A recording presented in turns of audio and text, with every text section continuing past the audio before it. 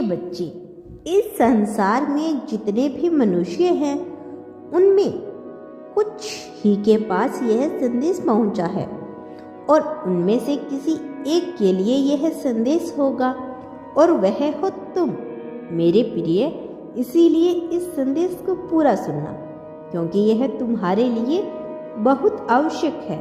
मेरे प्रिय, जब मनुष्य पर ईश्वर की असीम कृपा बरसती है तब इस संसार में कुछ भी असंभव हो जाता है, कुछ भी संभव हो जाता है। मेरे प्रिय, जिसे लगता था कि उसकी जीत कभी हो ही नहीं सकती, यह भी जीत जाता है। जिसे लगता है कि वह जीवन भर गरीबी में जिएगा, वह अपने कुल में सबसे अधिक समर्थ बन जाता है। ऐसा व्यक्ति जिसने आध्यात्मिकता का नाम भी न सुना हो, वह भी ईश्वर की कृपा के अधीन हो जाता है। मेरे प्रिय, तुम्हें यह संदेश मिला है क्योंकि तुम अब विजय हासिल करने वाले हो और इसीलिए इस संदेश को सुनना तुम्हारा धर्म है। और तुम बहुत ही सौभाग्यशाली हो क्योंकि तुम पर अब ईश्वर की कृपा बरसने वाली है। तुम्हारे जीवन में अब वह घटित होने वाला है जो उसकी तुमने कल्पना की थी और जो तुम्हारे जीवन में बहुत पहले घटित हो जाना चाहिए था। जिसका चुनाव ब्रह्मांड कर लेता है, उसके लिए वह स्वयं ही मार्ग प्रदर्शित करने लगता है। जब तुम पूरी तरह से चिंता में डूबे हुए और अपने भविष्य का जरा भी विचार नहीं कर पा रहे थे, उन क्षणों में तुमने आध्यात्मिकता का सहारा लिया। तुम ईश्वर की गोद में आना चाहते थे और उस क्षण में ही तुमने बेहतर और सटीक चुनाव किया। भले ही तुम्हें अभी यह समझाने में न आ रहा हो, किंतु आगे चलकर तुम यह देख पाओगे कि तुमने पहले जो बीज बोए थे वह कितने बड़े वृक्ष के रूप में हो चुके हैं। ऐसे वृक्ष जिनकी शाखाएं, जिनकी पत्तियां, जिनके फूल और फल तुम्हें जीवन भर लाभ देने वाले हैं। मेरे प्रिय, मुझे ज्ञात है तुम अपने जीवन में प्रेम के लिए बहुत ज़्यादा तरस रही हो। सदा ही तुम सामान्य प्रेम की चाहत रखते हो।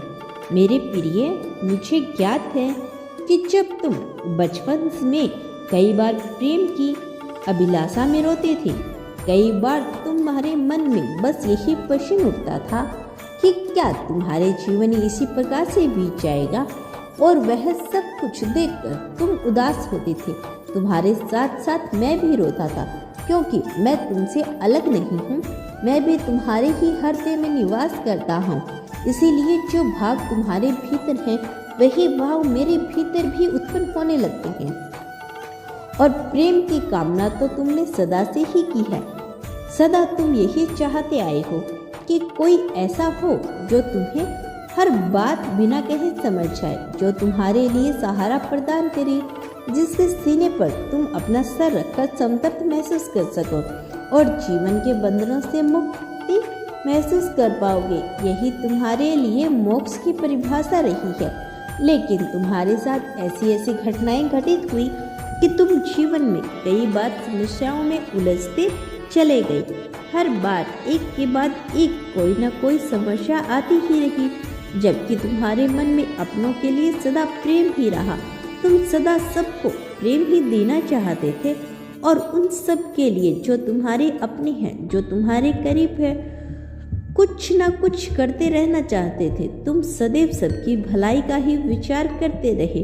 सबके जीवन शैली को बेहतर बनाने की तुम्हारी इच्छा रही और इसी के चलते तुमने बहुत सी कल्पनाएं भी बुनी हैं। ऐसी कल्पनाएं जिसमें तुमने अपने जीवन को बहुत बेहतर ढंग से देखा है और न केवल अपना जीवन बल्कि अपने से जुड़े हुए सभी लोगों का जीवन तुमने बेहतर करने की कल्पना की है। मेरे प्रिय, यह प्रमाणित करता है कि तुम्हारा हृदय बहुत स्वस्थ है, तुम्हारा हृदय बहुत निर्मल है और तुम कभी भी किसी का बुरा नहीं चाहते। मेरे प्रिय बच्चे, मैं जानता हूँ कि अभाव में बहुत सा समय बीत गया तुमने और सदा ही किसी न किसी का अभाव भी तुम्हारे जीवन में पड़ता रहा। लेकिन एक सटीक उचित फैसला तुम कभी नहीं ले पाए। कोई ऐसा फैसला जो तुम्हें प्रगति के उस सीढ़ियों तक पहुंचा दे, जो तुम्हारे मंजिल तक तुम्हें पहुंचाने में मददगार साबित हो। लेकिन समय बदलता है, दौर बदलता है, सुख दुख एक चमक की तरह होती है।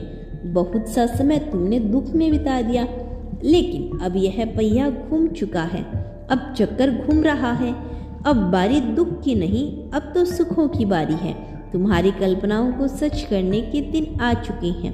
वह दिन करीब आ गए हैं जब तुम्हारी वह कल्पनाएं सच साबित होगी, जो नकारात्मक, सकारात्मकता और उन्नति से भरपूर रहेगी। मेरे प्रिय, तुम्हारे जीवन में डर एक अभिन्न हिस्सा रहा है। बचपन से ही तुम अपनी कई बातों को खुलकर नहीं कह पाते थे। चाहे तुम कभी कहीं भी रहे हो, हर हाल में माहौल में तुम्हारी बात या तो दी गई हो या तुम अपनी बात झिझक कर खुल के कह नहीं पाए हो। किंतु चाहे जो भी रहा हो, उसका तुम्हें नुकसान उठाना पड़ा। वह पर्वती तुम्हारे भीतर कहीं ना कहीं नासूर बनकर बैठ गई, जिसका तुमने हानि उठानी ही पड़ी। इसीलिए मैं तुम्हें बताना चाहता हूँ, क्योंकि तुम्हें किसी भी परिस्थिति में भयभीत नहीं होना। तुम्हें कभी भी यह विचार नहीं करना कि सामने वाला मनुष्य तुम्हें लेकर क्या सोचेगा। तुम केवल अपने कार्य को दिल खोल कर करते जाओ और जो भी समस्या आए उसका समाधान करने की पहल करो। तुम पहल करो तो मैं तुम्हें तुम्हारे सामने ऐसे अवसर बना दूंगा, ऐसे मार्ग खोल दूंगा, जिससे तुम्हारे जीवन में आ रही बाधा समाप्त हो जाएगी और तुम्हारे जीवन में किसी प्रकार के रोड़े ना उत्पन्न हो। मेरे प्रिय, तुम्हारा समय बदलने वाला है। आने वाली अगली 10 तारीख तुम्हारे लिए बहुत ही ज़्यादा निर्णायक साबित होगी, क्योंकि इस तारीख में तुम ऐसा कुछ देख पाओगे जिसको देखने का सपना तुमने बचपन से ही देखा था। मेरे प्रिय, शायद तुम्हें इसका ज्ञान न रहा हो, लेकिन मैं तुम्हारी हर गतिविधियों पर नज़र बनाकर रखता आया हूँ और ऐसा करना आवश्यक था, क्योंकि यदि समय के पहिए को घुमाना है, यदि काल चक्र के पहिए को घुमाना है, तो व्यक्ति की गतिविधियों पर जरूरत से निगाहें रखनी पड़ती है। उसके मनोभावों को जांचना परखना पड़ता है। उसके मनोभाव में यह भाव बाहर निकालने पड़ते हैं, जो भाव विभिन्न परिस्थितियों में उसके भीतर दब गए हो। और तुम्हारी सभी गतिविधियां, सभी भावनाओं का आलंकन करने के बाद यह बात बड़े गर्व से कह रहा हूँ कि तुम्हारा हृदय बहुत ही स्वस्थ है और तुमने कभी किसी का बुरा नहीं चाहा और ना ही तुम कभी किसी का बुरा करने की कल्पना करते हो और ना ही तुम ऐसा कभी करोगे। मुझे इस बात पर गर्व है।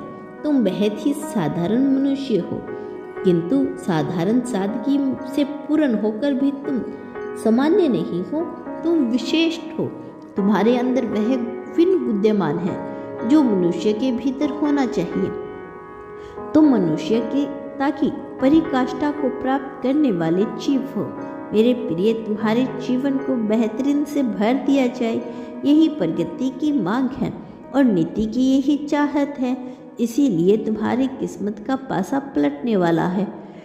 जब किस्मत का पासा पलटता है तो ऐसी ऐसी परिस्थितियां ही घटती हैं जिन पर मनुष्य को स्वयं ही आंखों और कानों पर भी विश्वास नहीं होता। वह अपने बारे में ऐसे निर्णायक, रोचक और बेहद दिलचस्प किस्से सुनाता है जिसके सच होने मात्र से ही वह हमेशा के लिए विजय प्राप्त कर लेता है।